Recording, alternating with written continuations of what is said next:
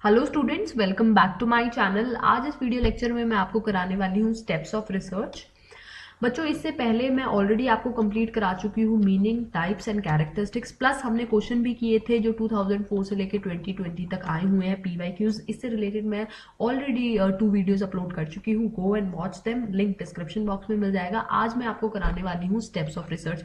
बच्चों, बहुत बहुत ज्यादा इंपॉर्टेंट टॉपिक है। हर साल इससे 1 या 2 क्वेश्चन तो पूछे ही जाते हैं, तो इसको आपको मिस नहीं करना है। आज हम समझेंगे स्टेप्स इन रिसर्च क्या है, प्लस इससे रिलेटेड जितने भी प्रीवियस ईयर क्वेश्चन आए हैं वो सब हम करेंगे। 2 वीडियोस में बनाऊंगी। एक वीडियो में मैं आपको स्टेप्स इन रिसर्च समझाऊंगी और साथ साथ कुछ प्रीवियस ईयर क्वेश्चन भी आपको दिखाऊंगी एक कंसेप्ट समझाने के लिए। प्लस एक और वीडियो मैं निकालूंगी जिसमें प्योरली हम प्रीवियस ईयर पेपर्स करेंगे। तो ये हमारा जो है तरीका रहेगा समझने का। तो बच्चों देखो, ये जो है मैंने आपको सबसे पहले ये ओवरव्यू दे दिया। ये पूरा प्रोसेस होता है, इसको देख के बिल्कुल भी नहीं घबराना है। धीरे धीरे हम एक एक प्रोसेस को डिटेल में समझेंगे।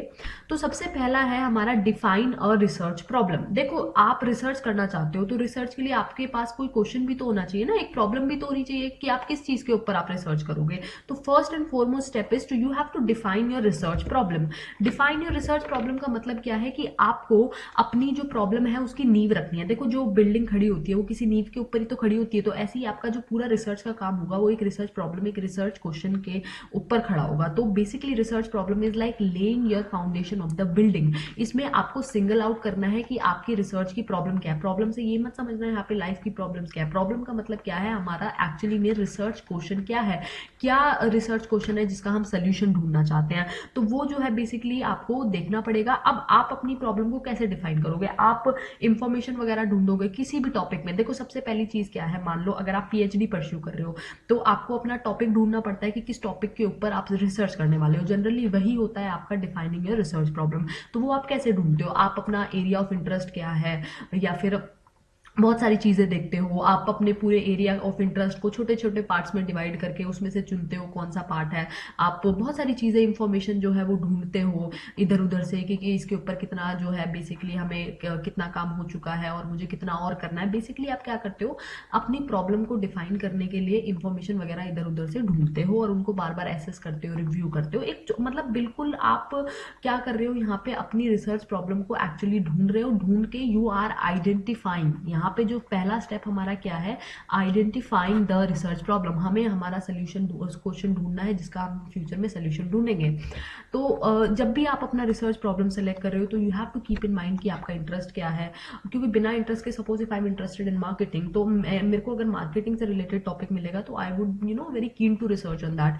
बट लेकिन वहीं अगर मुझे थोड़ा सा ऐसा टॉपिक मिल गया जैसे फाइनेंस में मेरा बिल्कुल इंटरेस्ट नहीं है मान लो, तो अगर मुझे फाइनेंस का टॉपिक मैंने सेलेक्ट किया तो थोड़ी सी मेरी रिसर्च में मैं इतना अच्छा आउटपुट नहीं दे पाऊंगी। तो you have to keep this in mind कि उस रिसर्च एरिया में आपका इंटरेस्ट हो, वो रेलेवेंट हो, वो कुछ वैल्यू ऐड करे, मैनेज कर सको। आपके पास जो डाटा है उससे रिलेटेड लिटरेचर रिव्यू आप करोगे, मतलब ऑलरेडी उस पर कुछ काम जो है वो हो चुका होगा, आपके पास डाटा होगा, तो आसानी होगी आपको रिसर्च करने में, आप उसको मेजर कर सको, आपको अप्रोप्रिएट गाइडेंस उस टॉपिक के ऊपर अवेलेबल हो। तो when you are selecting your problem, when you are identifying your problem, you have to keep all these things in mind. इनके बाद ही आपको अपना जो रिसर्च का जो टॉपिक है वो फॉर्मुलेट करना है। अब देखो, कुछ क्वेश्चन देख लेते हैं। कुछ क्वेश्चन आए थे, the first step in the research process 2006 का एक क्वेश्चन है। तो बहुत बेसिक्स, आप देखो कंफ्यूज करने के लिए आपको क्या डाल दिया, सिलेक्टिंग, सर्चिंग, फाइंडिंग, आइडेंटिफाइंग।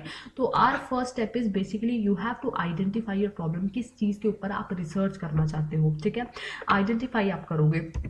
उसके बाद एक और क्वेश्चन आया हुआ था बच्चों यहाँ से, विच of the following step is the first process. Now which of the following is the first process in starting the research process. तो यहाँ पे जब हम देखो, यहाँ पे आप देखोगे searching sources of information, locate problem, to locate problem, survey of literature, related literature, identification of a problem, searching for solution to the problem. देखो, ये ऑप्शन तो बिल्कुल ही कट गया। सबसे पहले आपको क्या करना होता है, बेसिकली अपना प्रॉब्लम वगैरह से रिलेटेड आपको ढूंढना होता है, प्रॉब्लम ढूंढनी होती है, सोल्यूशन तो आप बाद में ढूंढोगे ना। तो ये वाला ऑप्शन तो कट गया। दूसरा, सर्वे ऑफ लिटरेचर, ये रिलेटेड लिटरेचर भी, ये भी कट गया क्योंकि ये सेकंड स्टेप होता है, फर्स्ट स्टेप नहीं होता।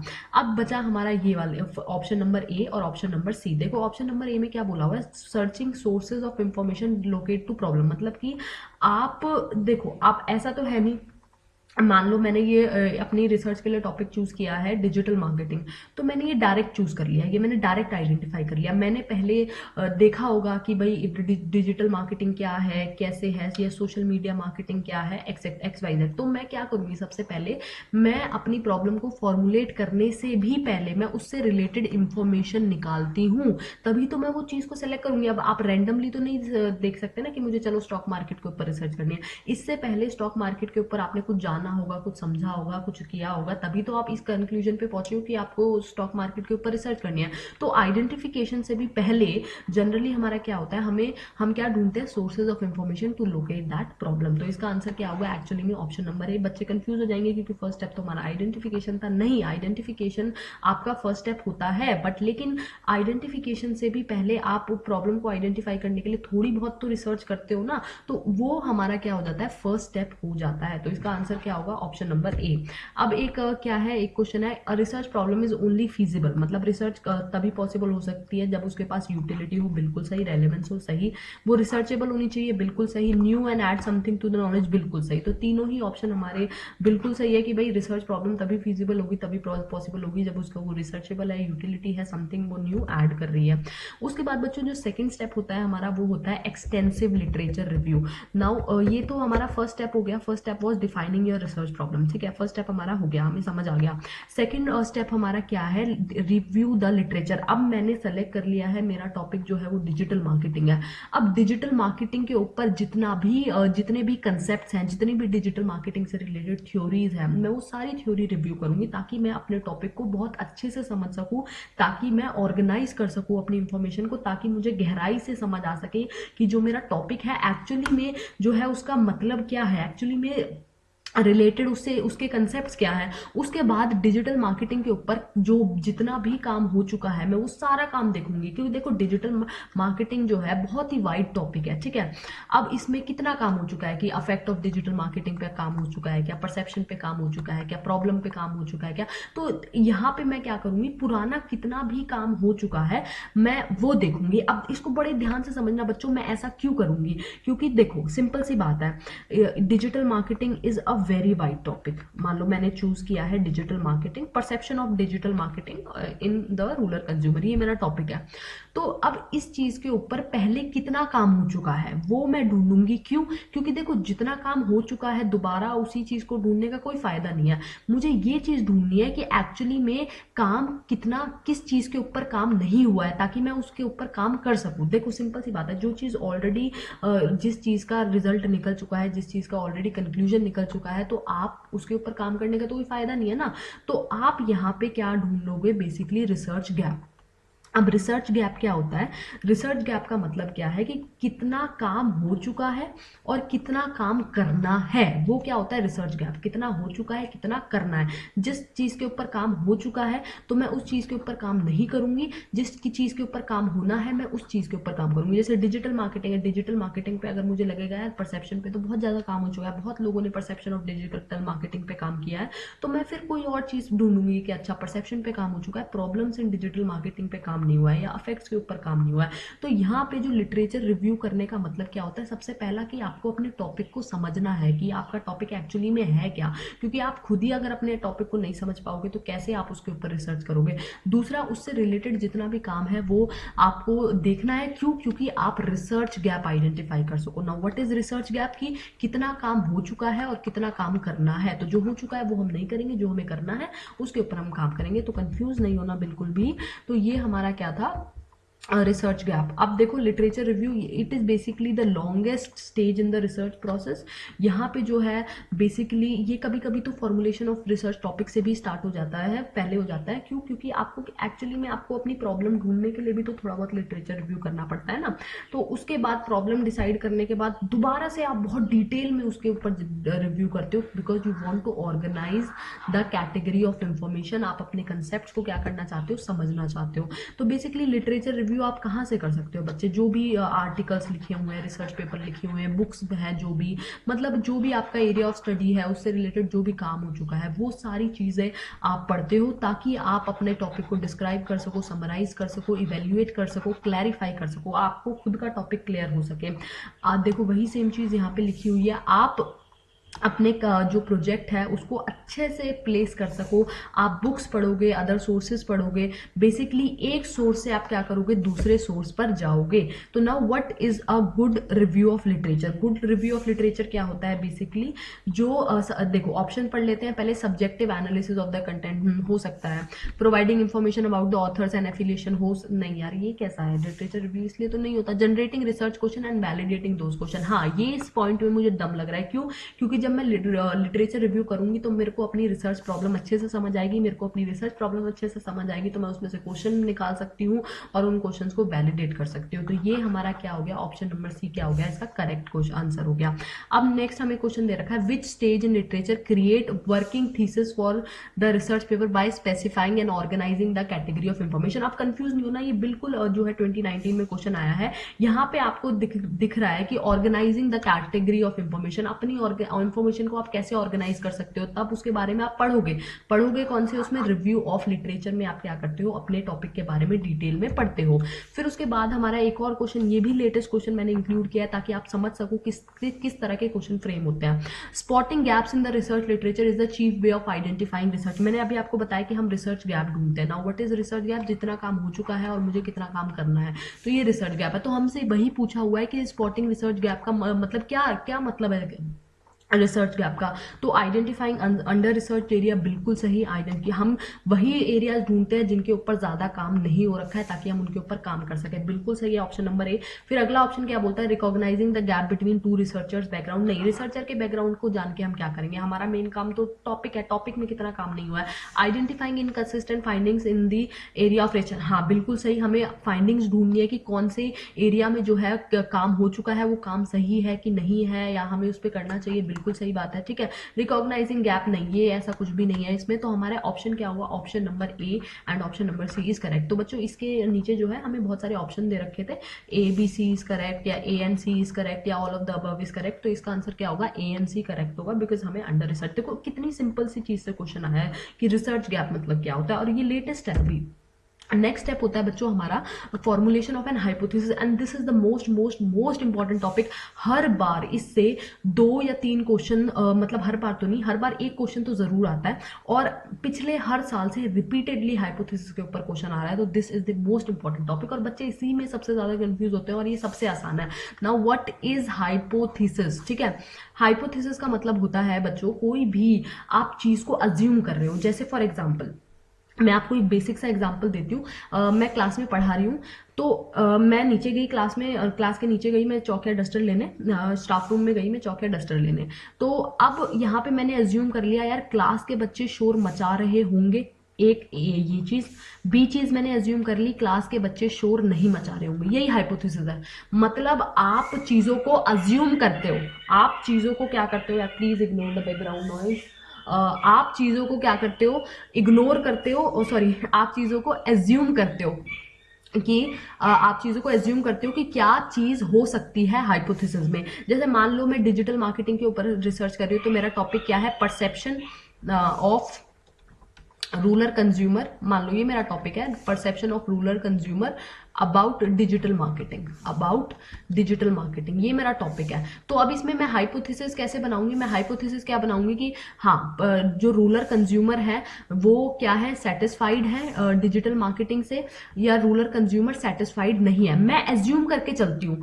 क्यों एज्यूम करके चल रही हूँ मैं ये चीज, क्योंकि इसी चीज के ऊपर तो मैं सर्च करूंगी ना बाद में कि क्या रूरल कंज्यूमर एक्चुअली में सेटिस्फाइड है, क्या रूरल कंज्यूमर एक्चुअली में सेटिस्फाइड नहीं है डिजिटल मार्केटिंग से। या फिर मैं दूसरा हाइपोथेसिस बनाती हूँ कि जो रूरल मार्केटिंग है, रूरल कंज्यूमर है, उनके ऊपर डिजिटल मार्केटिंग का अफेक्ट होता है, ठीक है। और दूसरा हाइपोथेसिस क्या है कि रूरल मार्केटिंग जो है, रूरल कंज्यूमर जो है उनके ऊपर डिजिटल मार्केटिंग का अफेक्ट नहीं होता है। तो ये क्या है, ये हाइपोथेसिस है, मैं एज्यूम करके चल रही हूँ। जो चीज मुझे आगे रिसर्च करनी है उसी को मैं क्या करके चल रही हूँ, एज्यूम करके चल रही हूँ, प्रिडिक्ट करके चल रही हूँ। क्यों? क्योंकि आगे मुझे इसी चीज को ही तो मैं सही या गलत प्रूफ करने वाली हूँ ना पूरी रिसर्च में। तो हाइपोथेसिस मतलब क्या होता है कि जो चीज आप पहले से ही प्रिडिक्ट करके चलते हो अबाउट द आउटकम, आप रिसर्च में पहले से ही प्रिडिक्ट करके चलते हो यार ये चीज होगी, ये चीज नहीं होगी। जैसे मैंने डिजिटल मार्केटिंग को आपको बताया कि डिजिटल मार्केटिंग से रूरल कंज्यूमर अफेक्ट होते हैं, पहली हाइपोथेसिस। दूसरी हाइपोथेसिस, डिजिटल मार्केटिंग से रूरल कंज्यूमर अफेक्ट नहीं होते हैं। तो ये क्या है, मेरी हाइपोथेसिस है, एक टेंटेटिव अजम्पशन है, मतलब कि एक मतलब टेंटेटिव मतलब जो परमानेंट नहीं है, एक मेरी नॉर्मल सी अजम्पशन है जो आगे मुझे देखनी है कि सही है कि नहीं है। तो देखो हाइपोथेसिस बहुत इंपॉर्टेंट स्टेप है, क्योंकि पूरे रिसर्च में आप आगे जो रिसर्च करोगे, डाटा कलेक्ट करोगे, डाटा को एनालाइज करोगे, वो इसी चीज के ऊपर करोगे कि क्या डिजिटल मार्केटिंग अफेक्ट करती है, क्या डिजिटल मार्केटिंग अफेक्ट नहीं करती है। तो हाइपोथेसिस का मतलब क्या होता है, it is basically a prediction. आप प्रेडिक्शन करते हो, एक टेंटेटिव स्टेटमेंट होती है, मतलब परमानेंट स्टेटमेंट नहीं होती। आप बस आप क्या करते हो, आपको नहीं पता उसकी वैलिडिटी क्या एक्चुअली में ऐसा है, डिजिटल मार्केटिंग अफेक्ट करती है नहीं करती, ये सारी चीजें तो आप आगे ढूंढना चाह रहे हो। तो हाइपोथेसिस में आप सिर्फ अंदाजा लगाते हो, आप सिर्फ प्रिडिक्शन करते हो, आप एक एजुकेटेड गेस मारते हो। आपका जो हाइपोथेसिस है वो बहुत ही प्रिसाइज होना चाहिए, स्पेसिफिक होना चाहिए, कंसिस्टेंट होना चाहिए, बहुत ही ऐसा वेग सा नहीं होना चाहिए। आपको हाइपोथेसिस बिल्कुल प्रिसाइज स्पेसिफिक होना चाहिए। और हाइपोथेसिस का मतलब क्या होता है कि बेसिकली आप इन सब चीजों को आगे क्या करने वाले हो, टेस्ट करने वाले हो। These are the testable assumptions. तो a provisionally accepted hypothesis for further research is called working hypothesis. मतलब जो हाइपोथेसिस आप एक्सेप्ट कर लेते हो फर्दर रिसर्च के लिए, उसको हम क्या बोल देते हैं, वर्किंग हाइपोथेसिस बोल देते हैं। तो अब यहाँ पे नल और ये होते हैं। तो सबसे पहले मैं आपको हाइपोथेसिस का और डिटेल में मतलब समझाती हूँ। हाइपोथेसिस क्या है, supposition. Now what is supposition? Supposition is an idea that a person thinks is true but which has not been shown to be true. अब इसका मतलब क्या है कि जो आप समझते हो सच है बट एक्चुअली में सच नहीं है। आप सिर्फ क्या कर देते हो, आप सिर्फ एक ना गेस मार देते हो, अजम्पशन मार देते हो। जैसे मैंने आपको क्या बोला कि मैं क्लासरूम से नीचे डस्टर लेने गई, तो मैंने बोल दिया यार बच्चे शोर मचा रहे हैं, बच्चे शोर नहीं मचा रहे हैं। अब ये तो मुझे क्लासरूम में जाके पता लगेगा ना कि क्लासरूम में बच्चे शोर मचा रहे हैं कि नहीं मचा रहे हैं। तो यही इसमें रिसर्च में होता है कि आप एक अजम्पशन मार देते हो, आप सपोजिशन दे देते हो कि भैया ऐसा होगा या ऐसा नहीं होगा। वही चीज तो आप आगे प्रूव करने वाले हो। तो आप अपने लिमिटेड एविडेंस के बेसिस पे आप क्या कर देते हो, you just put a proposed explanation, या सपोजिशन बोल सकते हो, प्रेडिक्शन बोल सकते हो, आप टेंटेटिव अजम्पशन बोल सकते हो। तो हाइपोथेसिस के बहुत सारे नाम होते हैं। अब हाइपोथेसिस के जो कैरेक्टरिस्टिक है वो क्या होते हैं बच्चों, बिल्कुल ध्यान रखना है। यहाँ से भी क्वेश्चन आता है। क्लियर प्रिसाइज होना चाहिए, ऐसा हाइपोथेसिस होना चाहिए जिसको आप टेस्ट कर सको। ऐसा नहीं होना चाहिए मैंने कुछ भी डिजिटल मार्केटिंग के ऊपर ऐसा हाइपोथेसिस दे दिया जो टेस्ट ही नहीं हो सकता। Specific, simple, clear, reasonable time के अंदर जो है उसके ऊपर टेस्ट हो जाए। लिमिटेड एंड स्कोप, मतलब ज्यादा वाइड आपको नहीं करना है, बिल्कुल आप स्पेसिफिक जाओगे। स्पेसिफिक, अब देखो दो तरह के आपके हाइपोथेसिस होते हैं। सबसे पहला होता है मेन, वैसे तो बहुत सारे होते हैं, डायरेक्शनल, नॉन डायरेक्शन। मेन होते हैं आपके null hypothesis and alternate hypothesis. Now what is null and what is alternate? Confuse नहीं होना बिल्कुल भी। हाइपोथेसिस का मतलब समझ आया कि एक अजम्पशन जो आप एज्यूम करके चलते हो। Now what is null hypothesis? Null hypothesis is जिनके बीच में कोई भी डिफरेंस नहीं होता। जैसे मान लो यहाँ पे जैसे मैं ये बोलती हूँ, मैं ये एज्यूम करके चलती हूँ कि बच्चे जो लड़के और लड़कियां जो हैं बराबर होते हैं। All boys and girls are equal. तो ये मेरा क्या हो जाएगा, नल हाइपोथेसिस होगा। कोई भी डिफरेंस नहीं है, ठीक है, किसी चीज में। अब बी क्या है, boys are more stronger than girls, या girls are more stronger than boy. तो ये मेरा क्या हो जाएगा, ऑल्टरनेट हाइपोथेसिस। तो नल हाइपोथेसिस क्या होता है बच्चों, जिसमें आप कोई भी जो है क्या डिफरेंस नहीं रखते हो। तो a null hypothesis hypothesis that there is no difference between certain characteristic, मतलब कोई डिफरेंस नहीं है, सब कुछ क्या है, इक्वल है। जैसे देखो यहाँ पे मैं आपको दिखाती हूँ, यहाँ पे नल हाइपोथेसिस क्या है, अ न्यू ड्रग। अब देखो जैसे आपने ना एक नया ड्रग जो है वो डेवलप हुआ है जो कोलेस्ट्रॉल को लो करता है। तो इसका नल हाइपोथेसिस क्या होगा कि भाई नहीं करता, वो बिल्कुल इक्वल है, नहीं करता, किसी काम का नहीं है। ऑल्टरनेट क्या होगा कि हाँ भाई वो करता है। तो इसमें जो नल हाइपोथेसिस है हमारा वो क्या होता है बेसिकली बच्चों, it is a hypothesis that is used in statistics that there is no difference between the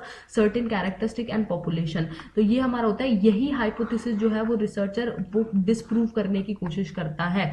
यही इसी चीज के ऊपर वो काम करके, जैसे मैं अगर बोलूँ डिजिटल मार्केटिंग में मेरा हाइपोथेसिस क्या है कि भाई जो नल हाइपोथेसिस क्या होगा कि मेरा डिजिटल मार्केटिंग का जो परसेप्शन अफेक्ट है रूरल कंज्यूमर के ऊपर नहीं आता है। डिजिटल मार्केटिंग का अफेक्ट रूरल कंज्यूमर के ऊपर नहीं आता है, ये मेरा क्या हो जाएगा, नल हाइपोथेसिस। अफेक्ट आता है वो मेरा क्या हो जाएगा, ऑल्टरनेट हाइपोथेसिस। तो ये जो हाइपोथेसिस होता है नहीं आता, इसी को मैं गलत प्रूव करने की कोशिश करती हूँ पूरी रिसर्च के दौरान।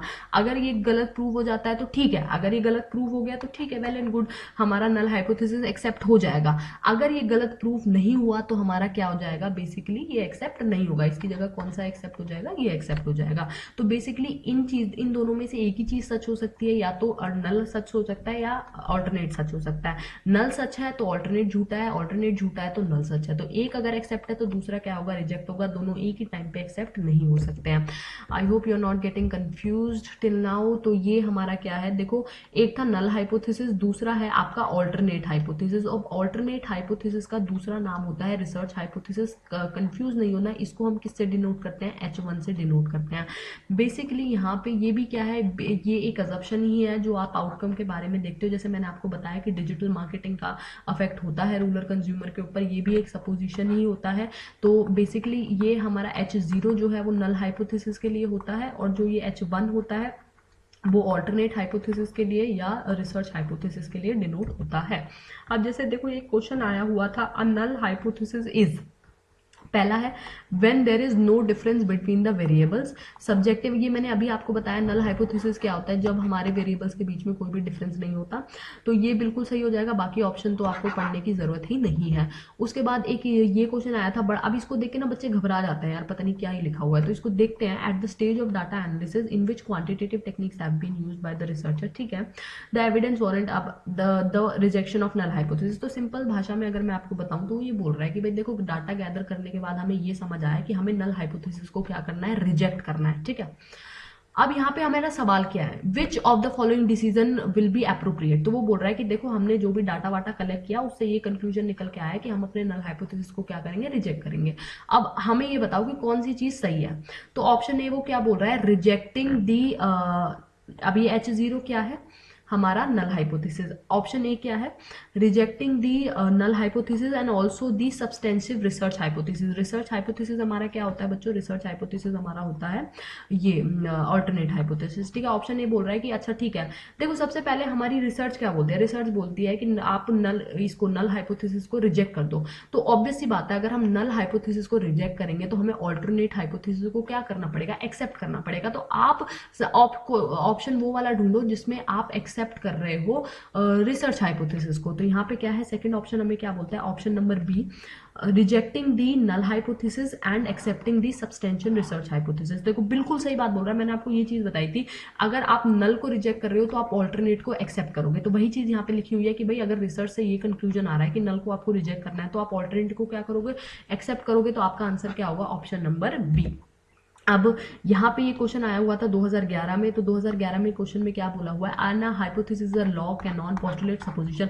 तो मैंने आपको ये ऑलरेडी पहले ही बता दिया कि हमारा जो हाइपोथेसिस, अब यहाँ पे वो कुछ भी लिख सकते थे, यहाँ पे वो टेंटेटिव एजप्शन लिख सकते थे, यहाँ पे वो प्रिडिक्शन लिख सकते थे, यहाँ पे वो एजप्शन लिख सकते थे, यहाँ पे वो सपोजिशन लिख सकते थे। सपोजिशन लिखा हुआ होता है कि सपोजिशन का मतलब क्या होता है कि जो चीज आप मान लेते हो ट्रू है बट लेकिन अब तक प्रूव नहीं हुआ है कि वो सच है कि झूठ है। तो हाइपोथेसिस हमारा क्या होता है, सपोजिशन होता है। तो ये हमारे क्या थे, हाइपोथेसिस से रिलेटेड क्वेश्चन थे। तो यहाँ पे अगर देखो ये प्रीवियस ईयर क्वेश्चन है, तो यहाँ पे हमारा नल हाइपोथेसिस से रिलेटेड एक और क्वेश्चन आया हुआ है। ये अगर आपको दिख रहा है आई गेस क्वेश्चन नंबर 15, मैं आपको दिखा देती हूँ क्वेश्चन नंबर 15। यहाँ पे ये क्वेश्चन आया हुआ है, in a research on the effect of child rearing practices on stress proneness of children in completing school projects. अब यहाँ पे देखो सिंपल एक बोल रहा है कि एक रिसर्च हो रही है चाइल्ड रेयरिंग प्रैक्टिसेस के ऊपर वहां पे। अब यहाँ पे वो बोल रहा है कि हमारा हाइपोथेसिस हमने क्या फॉर्मुलेट किया, child rearing practices do influence stress proneness. तो हमने पहला हाइपोथेसिस क्या बनाया कि जो चाइल्ड रेयरिंग प्रैक्टिसेस है उसकी वजह से स्ट्रेस पे असर आता है, ठीक है। तो जब डाटा एनालिसिस हुआ तो उससे पता लगा, एविडेंस वगैरह निकला कि हमारा जो नल हाइपोथेसिस है वो रिजेक्ट हो जाएगा। हमारा देखो आपको ना कीवर्ड्स पकड़ने हैं, अगर आपको बाकी ज्यादा डिटेल में नहीं समझ आ रहा है यार पता नहीं क्या लिखा हुआ है, मैंने आपको एक चीज बताई थी कि आपका अगर नल हाइपोथेसिस रिजेक्ट हो रहा है मतलब रिसर्च हाइपोथेसिस या ऑल्टरनेट हाइपोथेसिस क्या होगा। तो यहाँ पे हमें वही बोल रहा है कि देखो हमने ना इस चीज के ऊपर रिसर्च करी और नल हाइपोथेसिस हमारा क्या हो गया, रिजेक्ट हो गया। तो नल हाइपोथेसिस अगर हमारा रिजेक्ट हो गया तो ऑल्टरनेट हाइपोथेसिस क्या हो जाएगा, एक्सेप्ट हो जाएगा। तो सीधा आप कौन सा ऑप्शन चूज कर लो, the research hypothesis will be accepted. देखो कितना सिंपल क्वेश्चन था ये हमारा। अब यहाँ पे देखो ये जो 51 क्वेश्चन है, मैंने आपको बोला था बहुत इंपॉर्टेंट होता है हमारा रिसर्च का जो प्रोसेस होता है। देखो क्वेश्चन नंबर 51 आया हुआ है कि रिसर्च प्रोसेस जो है पूरा यहाँ पे हमें चूज करना है कि एक्चुअली में रिसर्च प्रोसेस क्या होता है। तो जब मैं पूरा प्रोसेस आपको कंप्लीट करा दूंगी तब मैं आपको ये क्वेश्चन सॉल्व कराऊंगी। यहाँ पे देखो एक क्वेश्चन आया हुआ है हाइपोथेसिस के ऊपर कि a researcher fail to reject the null hypothesis in his or her research, ठीक है। तो देखो वो ये बोल रहा है, अब देखो कंफ्यूज नहीं होना यहाँ पे, a researcher fail to accept fail to reject the null hypothesis, मतलब एक जो रिसर्चर है उसने नल हाइपोथेसिस को रिजेक्ट नहीं किया। अगर उसने नल हाइपोथेसिस को रिजेक्ट नहीं किया मतलब उसने नल हाइपोथेसिस को क्या कर लिया, एक्सेप्ट कर लिया, ठीक है। अब वो हमें पूछ रहे हैं कि इससे आगे रिसर्च में क्या होगा, मतलब रिसर्च हाइपोथेसिस पे क्या अफेक्ट पड़ेगा। रिसर्च हाइपोथेसिस मतलब ऑल्टरनेट हाइपोथेसिस के ऊपर क्या अफेक्ट पड़ेगा। सबसे पहला है एक्सेप्टिंग द रिसर्च हाइपोथेसिस। नहीं, मैंने आपको बोला कि जो नल हाइपोथेसिस है अगर वो एक्सेप्ट हो चुका है तो नल वो जो रिसर्च हाइपोथेसिस है वो क्या होगा, रिजेक्ट होगा। तो ये ऑप्शन तो रहा, तो ऑप्शन क्या होगा हमारा, ये ठीक रहेगा, रिजेक्टिंग दी रिसर्च हाइपोथेसिस। तो यहाँ पे आपको ये चीज ध्यान रखनी है। देखो कंफ्यूज करने के लिए उन्होंने क्या चालाकी करी, उन्होंने हमसे बोल दिया रिजेक्टिंग द नल हाइपोथेसिस, मतलब आपने यहाँ पे क्या किया। ओ एक सेकेंड, आई थिंक मैंने जो है ये पूरा उल्टा ही बता दिया। मैं आपको दोबारा बताती हूँ। A researcher fail to reject, हाँ फेल टू रिजेक्ट सही बताया। अगर वो फेल टू रिजेक्ट है मतलब उसने नल हाइपोथेसिस एक्सेप्ट ही किया ना, हाँ सही बताया, बिल्कुल गलत नहीं है। तो ये हमारा क्वेश्चन नंबर 58। अब देखो एक और क्वेश्चन आया हुआ है, दी 2019 का ही क्वेश्चन है बच्चों। एंड हाइपोथेसिस इज द, तो हाइपोथेसिस हमारा क्या है, basically a certain and step, नहीं एक टेंटेटिव स्टेटमेंट है दैट प्रोवाइड्स अ एक्सप्लेनेशन। देखो ये हाइपोथेसिस का क्वेश्चन आया हुआ है, और देखते हैं हाइपोथेसिस के क्वेश्चन कौन सा क्वेश्चन आया हुआ है। अब यहाँ पे hypothesis is the main concept. Hypothesis हमारी बेसिकली किस चीज में बनती है, जब हम एक्सपेरिमेंट करते हैं। तो ये हमारा हाइपोथेसिस से रिलेटेड एक और क्वेश्चन आया हुआ है। और कहाँ है हाइपोथेसिस से रिलेटेड क्वेश्चन, तो देखो आपने खुद देखा कि कितने सारे। अब यहाँ पे ये क्वेश्चन आया हुआ है रिसर्च प्रॉब्लम से रिलेटेड कि the formulation of research problem can be compare to, मैंने आपको बताया था, laying the foundation of the building. तो देखो कितने सारे क्वेश्चन, अभी हमने सिर्फ 4 स्लाइड कंप्लीट करी और कितने सारे क्वेश्चन यहाँ से आए हुए हैं। मैंने इसलिए बोला था कि मैंने पूरा रिसर्च करके जो है ये वीडियो आपके लिए बनाया है। तो यहाँ पे हम जाते हैं दोबारा। फोर्थ स्टेप देखो, अभी तक हम क्या कर चुके थे, फर्स्ट स्टेप कर चुके थे। तो फर्स्ट स्टेप हमारा क्या था, formulating the research problem. Research problem formulate करने के बाद हम लिटरेचर रिव्यू करते हैं। लिटरेचर रिव्यू करने के बाद हम हाइपोथेसिस बनाते हैं। हाइपोथेसिस हमारे दो तरह के हैं, नल और ऑल्टरनेट हाइपोथेसिस। और उसके बाद हम क्या करते हैं, रिसर्च डिजाइन बनाते हैं। Now what is the research design. देखो आपने अब तक अपना टॉपिक सेलेक्ट कर लिया, उसके बारे में पढ़ लिया, हाइपोथेसिस बना ली, अब आप रिसर्च डिजाइन बनाओगे। देखो आप रिसर्च डिजाइन में क्या होता है, बेसिकली आप ये देखते हो, आप प्लान करते हो। It is a general plan कि how will you carry your research forward, how will you go about your research, कैसे आप अपनी रिसर्च को आगे कैरी फॉरवर्ड करने वाले हो। मतलब आप नेट की तैयारी कर रहे हो तो पूरा प्रॉपर प्लान बनाते हो, पूरी स्ट्रैटेजी बनाते हो। तो इसमें भी रिसर्च डिजाइन में भी यही होता है कि आगे हाइपोथेसिस के बाद रिसर्च कंडक्ट करने के लिए हमारे पास क्या प्लान है, कैसे मैं डाटा कलेक्ट करूंगा, कैसे मैं डाटा को एनालाइज करूंगी, कैसे मैं डाटा को रिपोर्ट करूंगी, कैसे मैं डाटा को जो है आगे फॉरवर्ड करूंगी। तो मेरा जो रिसर्च डिजाइन है, ध्यान से समझना, रिसर्च डिजाइन इज बेसिकली आपका ब्लूप्रिंट। आपका क्या है, ब्लूप्रिंट है, आपका एक प्लान है, आपका एक फ्रेमवर्क है, जिससे आप ये देखते हो कि कैसे आप आगे फ्यूचर में रिसर्च करने वाले हो। देखो यहाँ पे भी लिखा हुआ है road map to carry a research, या फिर कौन से specification of method and procedure for acquiring the information needed. तो ये क्या है, basically a conceptual framework within which the research is conducted. एक ऐसा कंसेप्चुअल फ्रेमवर्क जिसमें हम ये देखेंगे कि हम अपनी रिसर्च को कैसे कंडक्ट करेंगे। ये हमारा एक मास्टर प्लान होता है कि कैसे हम डाटा को कलेक्ट करने वाले हैं, कौन से मेथड से कलेक्ट करने वाले हैं, कैसे उसको एनालाइज करने वाले हैं। तो आपको अभी तक रिसर्च डिजाइन का मतलब समझ आ गया होगा। रिसर्च डिजाइन बोले तो एक हमारा रोड मैप, एक कंसेप्चुअल फ्रेमवर्क, एक मास्टर प्लान जो हमें ये बताता है कैसे डाटा कलेक्ट होगा, कैसे एनालाइज होगा, कैसे स्पेसिफाई होगा। तो ये सारे क्वेश्चन जो हैं आपके आते हैं, किसके अंदर आते हैं, बेसिकली आपके आते हैं रिसर्च डिजाइन के अंदर, कि हमारी स्टडी किसके बारे में है, क्यों कर रहे हैं हम, कैसे स्टडी होगी, कैसे डाटा कलेक्ट करेंगे, कौन से तरह का डाटा हम कलेक्ट करेंगे, क्या हमारी रिक्वायर्ड इन्फॉर्मेशन है, कितना टाइम लगेगा, सैंपल डिजाइन क्या होगा, डाटा कैसे कलेक्ट करेंगे, डाटा कैसे एनालाइज करेंगे, डाटा कैसे रिपोर्ट करेंगे। ये सारी चीजें रिसर्च डिजाइन में आते हैं। Basically a plan which tells us कि आगे हाइपोथेसिस के बाद हमारा फ्यूचर में कैसे आगे डिजाइन होने वाला है रिसर्च। तो बहुत तरह के हमारे रिसर्च डिजाइन होते हैं। एक होता है एक्सप्लोरेटरी रिसर्च डिजाइन। बच्चों मैंने एक्सप्लोरेटरी रिसर्च में भी आपको बताया था टाइप्स ऑफ रिसर्च में कि हम एक्सप्लोर करते हैं basically.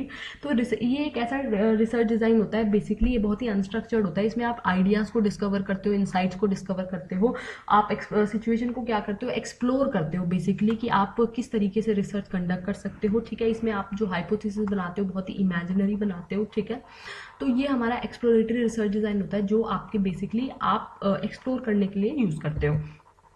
Now what is descriptive research design, जिसमें आप सिर्फ क्या देते हो, चीजों का डिस्क्रिप्शन देते हो, you only provide the description, जिसमें आप ज़्यादा मतलब वेरिएबल्स को मैनिपुलेट नहीं कर सकते हो।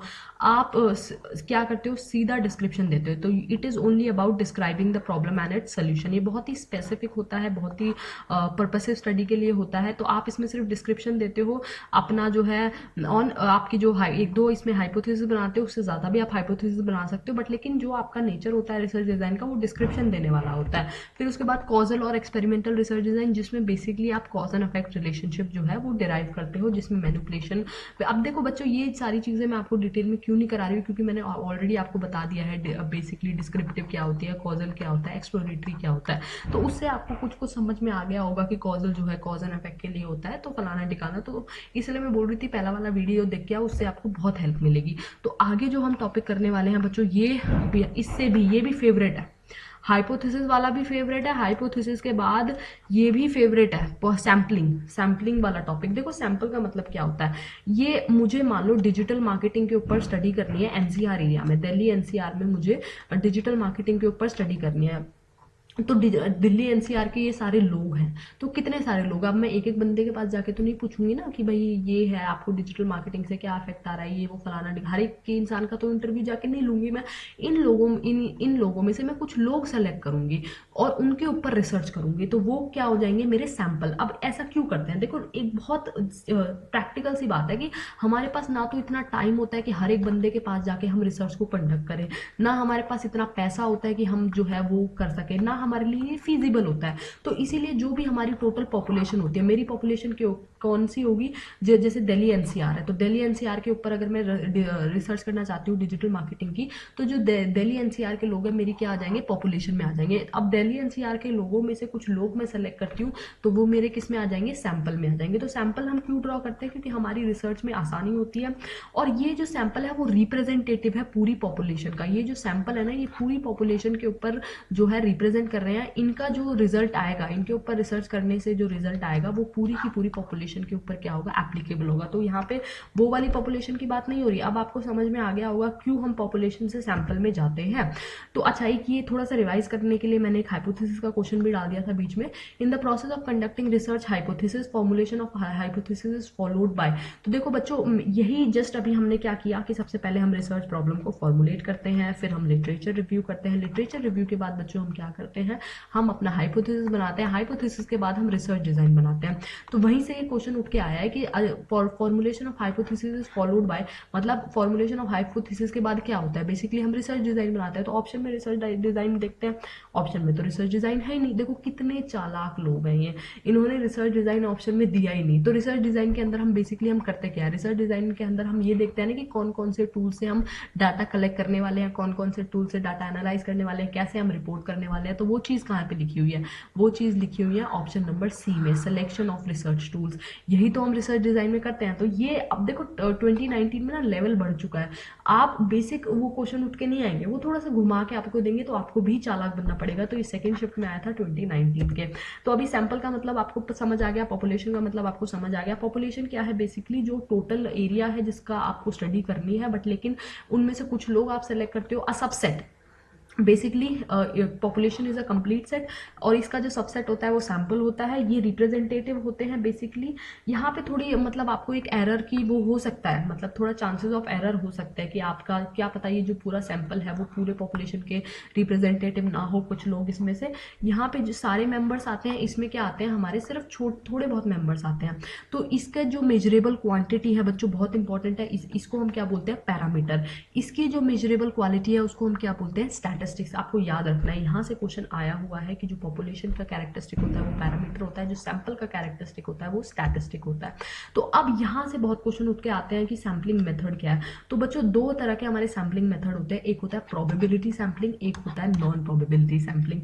Now what is probability sampling? Probability sampling का सिंपल भाषा में मैं आपको बताती हूँ, each and every person has an equal chance of getting selected है, every person has an equal chance of getting selected.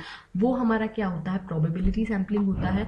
Non probability sampling क्या होता है कि जब each and every person is not having an equal chance. अब जैसे देखो मैं यहाँ पे लॉटरी की जो है टिकट्स रख देती हूँ यहाँ पे इस बाउल में ना, अब यहाँ पे किसी का भी नंबर आ सकता है, तो वो क्या है हमारा प्रोबेबिलिटी सैम्पलिंग। यहाँ पे मैं खुद क्लास में जाके चूज करती हूँ, अच्छा ये बच्चा सेलेक्ट होगा, ये बच्चा सेलेक्ट होगा, ये बच्चा सेलेक्ट होगा, वो क्या है non probability sampling. What is probability, each and every person is getting an equal chance of getting selected. Non probability sampling is each and every person is not having an equal chance of getting selected. अब इसमें से सबसे पहला basic question आ जाता है कि कौन से भैया प्रोबेबिलिटी सैम्पलिंग है, कौन सी प्रोबेबिलिटी सैम्पलिंग नहीं है। तो ये आपको बाय हार्ट लर्न करना है। अगर आपको यकीन नहीं होता तो मैं आपको यहाँ पे दिखा देती हूँ बहुत सारे। देखो ये क्वेश्चन जो 75th क्वेश्चन है, ये यहाँ से हमारा किससे उठ के आया हुआ है, इससे सैम्पलिंग से उठ के आया है। 2019 की ही बात है। ये जो 74th क्वेश्चन है ये भी सैम्पलिंग से उठ के आया हुआ है। देखो ये जो हमारा 73 क्वेश्चन है ये भी सैम्पलिंग से उठ के आया हुआ है। उसके बाद ये जो अच्छा ये वाला 65 तो ये इससे आया हुआ है उठ के। और मैं आपको अभी दिखा देती हूँ ये सारे क्वेश्चन अभी हम बैठ के सॉल्व करेंगे एक बार हमारा सैम्पलिंग वाला प्रोसेस जो है वो कंप्लीट हो जाए। अब यहाँ पे हमारा और भी बहुत सारे, अब देखो ये वाला क्वेश्चन भी सैम्पलिंग से उठ के आया हुआ है और ये वाला क्वेश्चन भी हमारा सैम्पलिंग से उठ के आया हुआ है। अब यहाँ पे हमारा और जो है और दिखा देती हूँ मैं, अभी मुझे ना मिल नहीं रहा। देखो ये वाला क्वेश्चन जो है 43 क्वेश्चन सैम्पलिंग से उठ के आया है, ये 44 क्वेश्चन सैम्पलिंग से उठ के आया है, ये 45th क्वेश्चन सैम्पलिंग से उठ के आया हुआ है। तो कितना सारे जो ये देखो 40th क्वेश्चन सैम्पलिंग से उठ के आया हुआ है, 39th क्वेश्चन सैम्पलिंग से उठ के आया हुआ है। तो कितने क्वेश्चन जो है हमारे, देखो 30th क्वेश्चन सैम्पलिंग से उठ के आया हुआ है। देखो कितना सारा सैम्पलिंग से आया हुआ है। तो यहाँ पे देखो सबसे पहला क्वेश्चन क्या है, basic which of the following is non probability sampling, which of the following is not based on probability. तो ये सारा जो है पॉपुलेशन इंफॉर्मेशन को क्या बोलते हैं। तो इसीलिए मैंने बोला था कि ये टॉपिक बहुत ज़्यादा इंपॉर्टेंट है। तो अब हम बात करते हैं सिंपल। देखो यहाँ पे आपको याद रखना है बच्चों, ये जो है आपकी प्रोबेबिलिटी सैम्पलिंग है। Probability simple, random, systematic, stratified and cluster. ये non probability convenience, quota, judgement, snowball, इसमें 2 सैम्पलिंग और इंक्लूड होगी, कंजिक्यूटिव एंड डायमेंशनल, वो हम अभी आगे देखेंगे। तो ये हमारी क्या है सैम्पलिंग। तो देखो सिंपल रैंडम सैम्पलिंग बच्चों क्या होती है, बेसिकली आप रैंडमली जो है आप ड्रॉ कर लेते हो किसी एंटायर पॉपुलेशन में से, आप किसी को भी आप चांस दे सकते हो। जैसे मैंने आपको लॉटरी मेथड बताया था कि लॉटरी किसी का भी नंबर आ सकता है। फिश बॉल मेथड आया था कि एक बाउल में आपने बहुत सारी चिट रखी हुई है, उसमें जो है आप किसी का भी नाम उठा लेते हो। तो ये हमारा क्या है सिंपल रैंडम सैम्पलिंग है कि इसमें आप रैंडमली किसी को भी चूज कर सकते हो। Every person is getting an equal chance of getting selected. ठीक है, जैसे लॉटरी हो गया, रैंडम ड्रॉज हो गया या फिश बॉल मेथड हो गया। ठीक है, अब ये हमारा पॉपुलेशन होता है। अब इसमें से आप देखो ये पॉपुलेशन का ही मतलब था, ये स्लाइड मुझे थोड़ा ऊपर लगानी थी, ये पता नहीं नीचे क्यों लगा दी। इसमें से कुछ लोगों को आप सेलेक्ट कर रहे हो, वो हमारे क्या होते हैं सैंपल होते हैं। नेक्स्ट है हमारा स्ट्रैटिफाइड सैम्पलिंग। बच्चों रिपीटेटिवली इस चीज से क्वेश्चन आया हुआ है ना, व्हाट इज स्ट्रैटिफाइड सैम्पलिंग। मैं आपको सरल भाषा में बताती हूँ। देखो ये हमारी पॉपुलेशन है। अब पॉपुलेशन में बहुत सारे लोग हैं, यहाँ पे वुमेन भी है, मेन भी है। तो यहाँ पे जो है आप क्या करते हो स्ट्रैटिफाइड सैम्पलिंग में, जब आपके पास बहुत सारी हेटेरोजीनियस यूनिट्स होती है ना, व्हाट इज हेटेरोजीनियस, की बहुत सारी मिक्स्ड यूनिट है, मेन भी है, बच्चे भी है, बूढ़े भी है, बड़े भी है। तो बहुत सारे अलग अलग तरह के आपके लोग हैं। तो आप क्या बना लेते हो, एक स्ट्रैटा बना लेते हो ना। व्हाट इज स्ट्रैटा की, अच्छा मेन को आपने यहाँ अलग कर दिया, वुमेन को आपने यहाँ अलग कर दिया, और उनमें से आप रैंडमली किसी को भी चूज कर रहे हो, वो आपका क्या हो जाएगा स्ट्रैटिफाइड सैम्पलिंग। मतलब आप एक स्ट्रैटा बनाते हो। जैसे मान लो यहाँ पे बूढ़े लोग भी है, छोटे बच्चे भी हैं, यहाँ पे औरतें भी हैं। ठीक है, यहाँ पे जो है जो बच्चों में भी छोटे यहाँ बॉयज़ हैं, गर्ल्स हैं। तो अब ये कितने सारे तरह के लोग हैं। तो मैं अलग अलग स्ट्रैटा बना लेती हूँ कि अच्छा बॉयज़ में से एक चूज़ करूँगी मैं, गर्ल्स में से एक चूज़ करूँगी मैं यहाँ पे, या फिर जो एजड लोग हैं उनमें से चूज़ करूँगी मैं, या जो मिडिल एज्ड है उनमें से मैं चूज़ करूँगी। तो यहाँ पे ये क्या है, मेरे अलग अलग स्ट्रैटा है। तो आपको क्या समझ आया कि जो हमारी हेटेरोजीनियस यूनिट्स होती है, अलग अलग यूनिट्स होती है, उनके बेसिस पे हम क्या बना लेते हैं, एक स्ट्रैटा बना लेते हैं। उन स्ट्रैटा में से हम किसी भी एक इंसान को, या मतलब अलग अलग उसमें से चूज़ करते हैं। तो उसको हम क्या बोलते हैं स्ट्रैटिफाइड। जैसे मान लो यहाँ पे आप कॉलेज में चूज करते हो, कॉलेज में आपके पास कॉमर्स डिपार्टमेंट के लोग हैं, इकोनॉमिक्स डिपार्टमेंट के लोग हैं, और मैथ्स के हैं, साइंस के हैं। तो बहुत सारे लोग मिक्सड होते हैं कॉलेज में। तो आपने क्या किया, एक कॉमर्स का अलग स्ट्रैटा बना लिया, इकोनॉमिक्स का अलग, मैथ्स का अलग, साइंस का अलग। उनमें से आपने क्या किया, लोगों को क्या किया, चूज किया, and then what you did was, आपने उसमें से सेलेक्ट किया लोगों को। ये क्या है, जो ये अलग अलग होते हैं, ये स्ट्रैटा होते हैं। तो अगर आपने एक चीज नोटिस की होगी तो आउटसाइड क्या है, ये हेट्रोजीनस है, मतलब अलग अलग है, अलग अलग है, और विद इन क्या है, ये होमोजीनस है। तो आई होप आपको समझ आया होगा ना। सिस्टमैटिक सैम्पलिंग बहुत ईजी होती है बच्चों। सिस्टमैटिक सैम्पलिंग होती है कि आप सिस्टम से चूज करते हो, जैसे second, fourth, sixth, eighth, 10th, 12th, 14th, ये लोग जो है हमारे क्या किए जाएंगे, चूज किए जाएंगे फ्रॉम द होल पॉपुलेशन। या जैसे every 10th person from the population will be selected, या every 5th person from the population will get selected, या एवरी 4th पर्सन, मतलब सिस्टमैटिक। अब आपको नहीं पता कि 6th, 8th और 10th प्लेस पे कौन बैठा है, तो आपने रैंडमली बोल दिया कि हर रो में जो सेकंड नंबर पे बंदा बैठा है वो चूज किया जाएगा, या हर रो में जो 10th नंबर पे बैठा है वो क्या होती है, देख प्रॉपर एक सिस्टम चल रहा है, तो वो हमारी क्या होती है, सिस्टमैटिक सैम्पलिंग होती है। तो जैसे यहाँ पे देखो, इन्होंने किसको चूज कर लिया, पहले 3 को चूज कर लिया, फिर 6 को चूज कर लिया, 9 को चूज कर लिया, उसके बाद 12 को चूज कर लेंगे, उसके बाद 15 को चूज करेंगे। तो ये हमारी क्या होती है, सिस्टमैटिक सैम्पलिंग। बच्चों क्लस्टर सैम्पलिंग होती है। क्लस्टर सैम्पलिंग क्या होती है कि आप पूरे जो पॉपुलेशन है उसको ग्रुप्स में डिवाइड करते हो, आप इंडिविजुअल लोगों में डिवाइड नहीं करते, उन ग्रुप्स को हम क्या बोलते हैं, क्लस्टर बोलते हैं। तो रैंडमली आप उनमें से क्या करते हो, सेलेक्ट करते हो। तो जैसे देखो, यहाँ पूरी पॉपुलेशन थी, पूरे पॉपुलेशन को हमने 3-3 के ग्रुप में बांट दिया, ठीक है। अब उन 3-3 के ग्रुप में से आप कोई सा भी सेलेक्ट कर सकते हो, या तो आप ये सेलेक्ट कर सकते हो, या फिर आप ये या ये सेलेक्ट कर सकते हो, रैंडमली यू कैन चूज। तो यहाँ पे क्या है कि यू आर मेकिंग ग्रुप्स, और वो ग्रुप्स को हम क्या बोल रहे हैं, क्लस्टर। आई होप आपको ये समझ आ रहा है। ज्यादा जल्दी नहीं हो रहा है यार, मैं जल्दी इसलिए कराती हूँ क्योंकि मेरी वीडियो पता नहीं क्यों इतनी लंबी खिंच जाती है। Multi stage sampling. Now what is multi stage sampling? आप अलग अलग स्टेज पे क्या करते हो, जाके सैंपल कलेक्ट करते हो। जैसे मान लो पहले ये इंडिया है, इंडिया में से आपने एक स्टेट चूज कर लिया, हरियाणा, ठीक है। हरियाणा में से आपने जो है एक चूज कर लिए डिस्ट्रिक्ट्स। अब डिस्ट्रिक्ट में से कुछ डिस्ट्रिक्ट्स आपने चूज कर लिए, जैसे हिसार हो गया, सिरसा हो गया, सोनीपत हो गया, फरीदाबाद हो गया, गुरुग्राम हो गया। ये आपने 5 डिस्ट्रिक्ट चूज कर लिया। अब इनमें से आप क्या कर रहे हो, अलग अलग लोगों को चूज कर रहे हो, इन डिस्ट्रिक्ट के से भी टाउन और सिटीज चूज करके। तो यहाँ पे मल्टी स्टेज हो रहा है। मल्टी स्टेज मतलब कि आप सेवरल स्टेजेस पे आपकी जो है सैम्पलिंग चल रही है। जैसे मान लो कि अगर गुजरात में लोगों को 10,000 हाउस होल्ड का क्या लेना है, सैंपल लेना है, ठीक है। तो उन्होंने क्या किया, गुजरात को डिस्ट्रिक्ट में डिवाइड किया, डिस्ट्रिक्ट में से फिर फर्दर उन्होंने विलेजेस में डिवाइड किया, फिर विलेजेस से उन्होंने।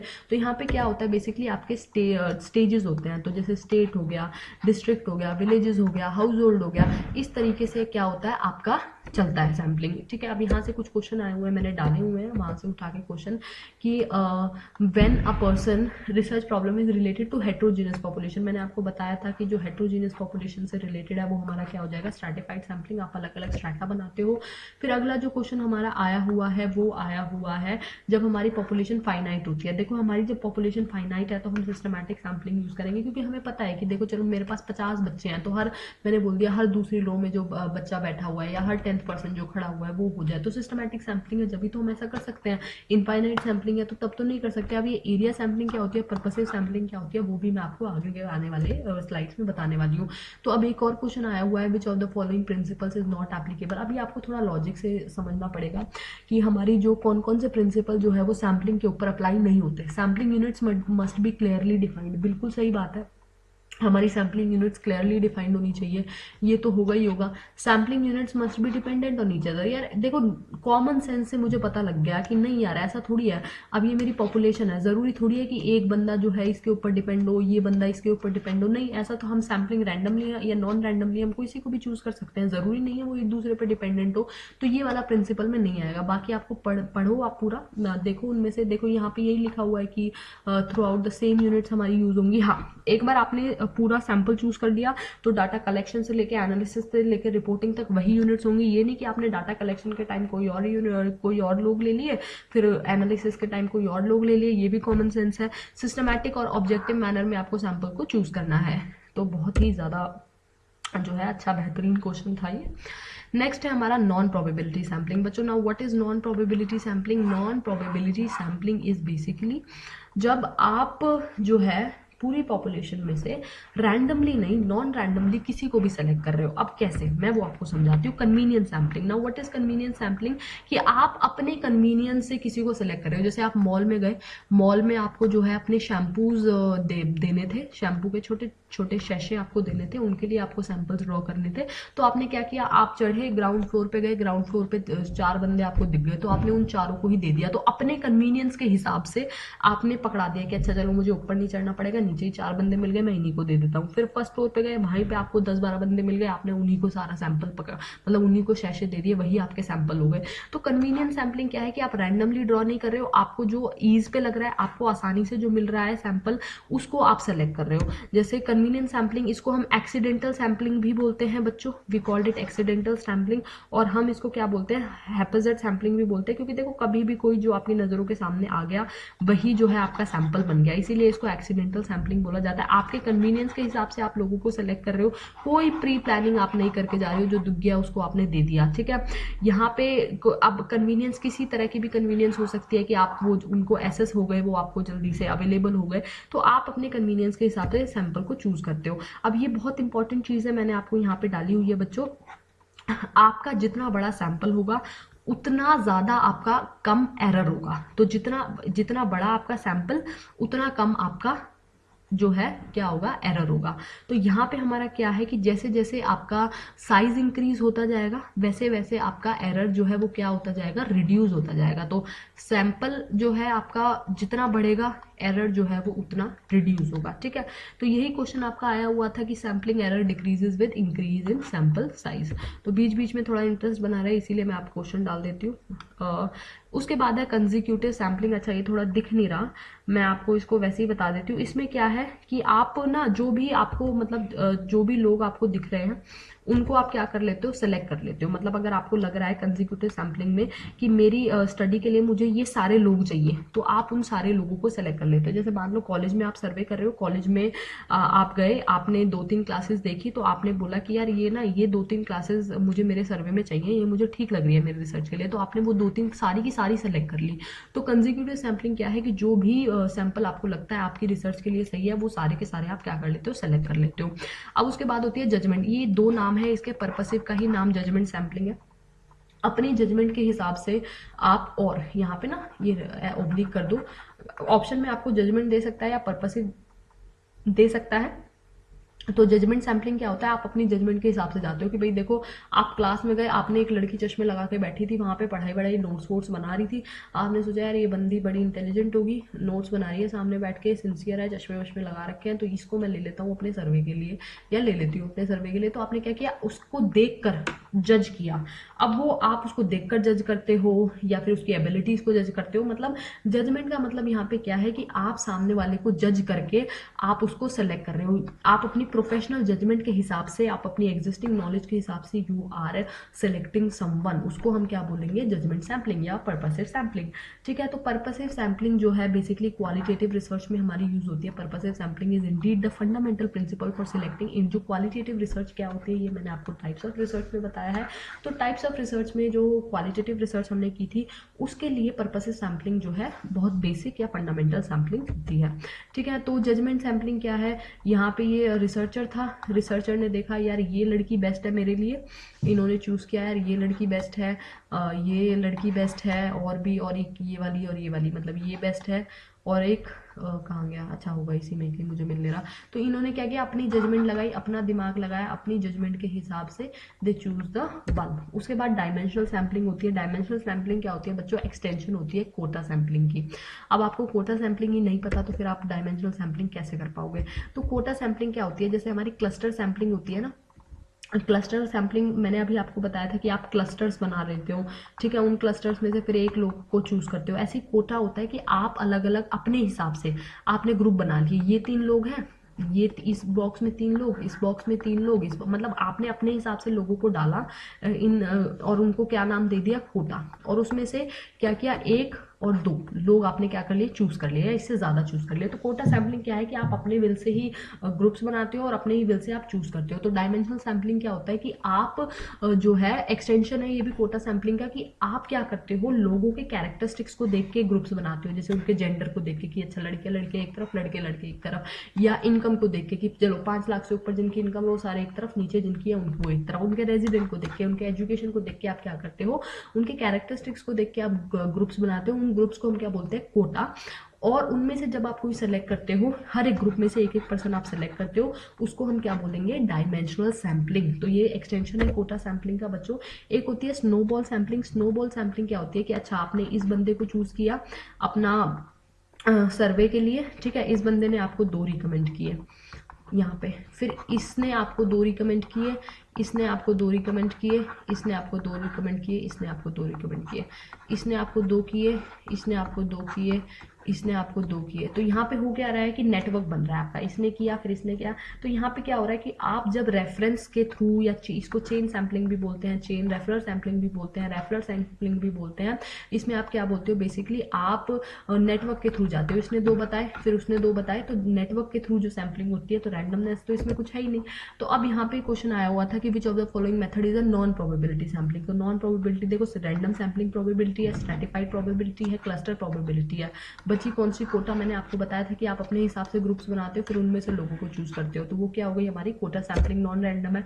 अब बुक्स एंड रिकॉर्ड्स जो है हमारे प्राइमरी डाटा होते हैं। अब प्राइमरी डाटा क्या होता है वो मैं आपको आगे आने वाली वीडियोज में बताने वाली हूँ। यहाँ पे हमारा विच of the following is a non probability sampling, again simple random हमारी क्या है, प्रोबेबिलिटी है, स्ट्रैटिफाइड ये है। पर्पसेज जिसको मैंने अभी आपको बताया था, जजमेंट सैम्पलिंग, वो आपकी क्या होती है, नॉन प्रोबेबिलिटी सैम्पलिंग होती है। अब बच्चों मेन आते हैं हमारे डाटा कलेक्शन पे। डाटा कलेक्शन होता है कि basically it is an art of gathering information. आप चीज़ों को कलेक्ट करते हो, एनालाइज करते हो। अब डाटा जो है वो 2 तरीके से कलेक्ट हो सकता है बच्चों, primary data and secondary data. Primary data है जब खुद इन्वेस्टिगेटर जाता है, डाटा को कलेक्ट करता है। बेसिकली आप खुद सर्वे करते हो डाटा, या फिर आपका जो भी आपने पॉइंट किए हुए हैं, लोग, इंटरव्यूज, एक्सपेरिमेंट, मतलब आप एक जो रिसर्चर है वो खुद डाटा को क्रिएट करता है, डाटा को बनाता है, उसको हम क्या बोलते हैं, प्राइमरी डाटा। और सेकेंडरी डाटा क्या है, ऑलरेडी किसी ने डाटा बनाया हुआ था, उसको आप अपनी स्टडी में यूज कर रहे हो। मतलब ऑलरेडी किसी ने बुक लिखी हुई है, सर्वे लिखा हुआ है, और जो आर्टिकल लिखा हुआ है उसको यूज करके आप यूज कर रहे हो अपनी रिसर्च में, वो सेकेंडरी डाटा होता है। तो प्राइमरी सेकेंडरी डाटा के ऊपर एक क्वेश्चन आया हुआ था, ये रहा। Books and records are primary source of data in. तो बुक्स और रिकॉर्ड्स जो है वो प्राइमरी सोर्स ऑफ डाटा होते हैं बेसिकली हमारे हिस्टोरिकल रिसर्च में। वो क्यों होते हैं, मैंने आपको बताया हुआ है टाइप्स ऑफ रिसर्च में। हिस्टोरिकल रिसर्च एक ऐसी रिसर्च होती है जो प्राइमरी उसके लिए होती है, मतलब बेसिकली जो पास्ट से होती है। जब आप मान लो इवोल्यूशन ऑफ ट्रेड यूनियन आप पढ़ना चाहते हो, तो यहाँ पे जो पास्ट का हमारा डाटा होता है उसको आप यूज़ करते हो, बेसिकली पास्ट के जो इवेंट्स हैं। तो अब पास्ट का जो है हमारे पास क्या होते हैं कुछ, अब ऐसा तो है नहीं, अब जो ये पास्ट का हमारे पास वो पुरानी बुक्स वगैरह, ओरिजिनल रिकॉर्ड्स वगैरह, मैन्युस्क्रिप्ट वगैरह ही पड़े होते हैं, तो वही हमारा क्या काम करते हैं, प्राइमरी सोर्स का काम करते हैं, ठीक है। अब ये हमारा हो गया primary data, secondary data, and third है हमारा टर्शरी डाटा। देखो लोग ना बहुत चालाक हो चुके हैं, तो वो सबको पता है, ये तो बच्चों को भी पता होता है प्राइमरी और सेकेंडरी डाटा क्या होता है, तो हाँ वहाँ से वो क्वेश्चन देंगे ही नहीं, वो सीधा आपसे देंगे टर्शरी डाटा कौन सा होता है या टर्शरी सोर्सेज क्या होता है। तो जब आप प्राइमरी और सेकेंडरी डाटा को कंबाइन करते हो, और तब आप मतलब आप अपना डाटा भी ले रहे हो, आप दूसरों का डाटा भी ले रहे हो, उसको कंबाइन करके आप कुछ नया डाटा क्रिएट करते हो, उसको हम क्या बोलते हैं, टर्शरी डाटा। तो बेसिकली हम इसमें क्या होता है, आपकी टेक्स्ट बुक हो गई कि आपने अपना भी कुछ डाला, दूसरे का भी कुछ लिया, आपकी डिक्शनरीज हो गई, एनसाइक्लोपीडियाज हो गई, गाइड बुक हो गई, बिब्लियोग्राफी हो गई, इंडेक्सेस हो गए, मतलब आप अपना भी ले रहे हो, दूसरे का भी ले रहे हो, दोनों को मिला रहे हो, बन गया क्या, टर्शरी डाटा। तो ये इसका आप स्क्रीनशॉट ले सकते हो, ठीक है, if you want to take, और इसको आप पढ़ सकते हो, बड़ा ही ईजी है। उसके बाद प्राइमरी डाटा कलेक्ट करने के हमारे बहुत सारे मेथड होते हैं। सबसे पहला है ऑब्जर्वेशन मेथड। ऑब्जर्वेशन मेथड है कि आप खुद ऑब्जर्व करते हो। मान लो आप कस्टमर सेटिस्फैक्शन की बात कर रहे हो बैंकिंग में, तो सॉरी ये हेडिंग नीचे चली गई, पता नहीं कैसे। ओके, तो आप कस्टमर सेटिस्फैक्शन की बात कर रहे हो, किसमें, कस्टमर सेटिस्फैक्शन की आप बात कर रहे हो बैंक्स में, ये आपका रिसर्च का टॉपिक है। तो आप बैंक में जाके बैठते हो, वहाँ ऑब्जर्व करते हो लोगों को, और देखते हो कि कस्टमर एक्चुअली में सेटिस्फाइड है नहीं है, ये फलाना ढिमकाना। तो ऑब्जर्वेशन मेथड इज कि एक्चुअली में आप जाके खुद चीज़ों को ऑब्जर्व कर रहे हो और तब रिसर्च कर रहे हो। उसके बाद हमारे पास होता है इंटरव्यू मेथड। इंटरव्यू मेथड है कि आप पर्सनली जो है वो लोगों के पास जा रहे हो, उनका इंटरव्यू ले रहे हो, उनसे बात कर रहे हो, और तब उनका आउटकम निकाल रहे हो। तो इंटरव्यू बहुत तरह के होते हैं। आप फेस टू फेस इंटरव्यू ले सकते हो, आप टेलीफोन इंटरव्यू ले सकते हो, आप डेप्थ इंटरव्यू ले सकते हो। तो इस तरह से आप कोई सा भी आप इंटरव्यू ले रहे हो, स्ट्रक्चर्ड, नॉन स्ट्रक्चर्ड, बेसिकली आप एक इंटरव्यू ले रहे हो। तो I think I should not explain it more, ये बहुत ही बेसिक चीज़ है। उसके बाद आपका होता है क्वेश्चनएयर मेथड। नाउ क्वेश्चनएयर मेथड क्या होता है बच्चों की, आप एक सेट ऑफ क्वेश्चंस देते हो, ठीक है, और रिस्पोंडेंट होते हैं जो एक्चुअली में आपको आंसर करने वाले हैं। तो रिस्पोंडेंट होते हैं जो एक्चुअली में आपको आंसर करने वाले होते हैं, वो रिस्पोंडेंट होते हैं। जो क्वेश्चन पूछता है वो रिसर्चर होता है। तो एक पेपर है आपके पास, या फिर एक गूगल फॉर्म आपने बनाया हुआ है, उसमें आपने क्वेश्चन डाल दिए, आप क्वेश्चन बांटोगे और वो सारे भर के आपको देंगे, और फिर आप उनको एनालाइज करोगे। तो वो क्या होता है, क्वेश्चनएयर। जनरली सेट ऑफ क्वेश्चन आप देते हो। अब आप उनमें एमसीक्यू फॉर्म में भी क्वेश्चन दे सकते हो, तो हम उसको क्लोज एंडेड बोल देंगे। आप उनको जो है नॉर्मल फॉर्म में भी क्वेश्चन दे सकते हो, तो हम उनको क्या बोल देंगे, ओपन एंडेड बोल देंगे।